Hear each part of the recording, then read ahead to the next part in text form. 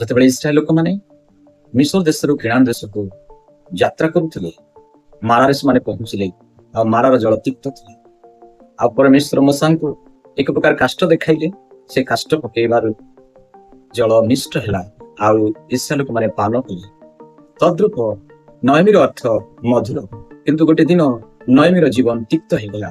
ଆପଣାର ସ୍ୱାମୀ ଆଉ ଦୁଇ ପୁତ୍ରକୁ ସେ ହରାଇଲେ, କିନ୍ତୁ ପରମେଶ୍ୱର ତାକୁ ସେମିତି ଛାଡିଦେଲେ ନାହିଁ।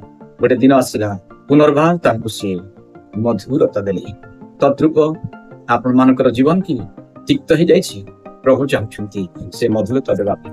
ପ୍ରଭୁଙ୍କ ବାକ୍ୟରେ ଲେଖା ଅଛି, ଯେତେବେଳେ ଜଣେ ପ୍ରଭୁଙ୍କର ବାକ୍ୟକୁ ଗ୍ରହଣ କରେ ତାଙ୍କର ଜୀବନ ମଧୁମୟ ହେଇଯିବ। ଗୀତ ସଂହିତା 119 ଅଧ୍ୟାୟର 103 ପଦରେ ଲେଖା ଅଛି, ମୋ ତୁଣ୍ଡକୁ ତୁମ ବାକ୍ୟ କିପରି ମଧୁର, ହଁ ମୋ ତୁଣ୍ଡକୁ ତାହା ମଧୁ ଅପେକ୍ଷା ମଧୁର ନାହିଁ।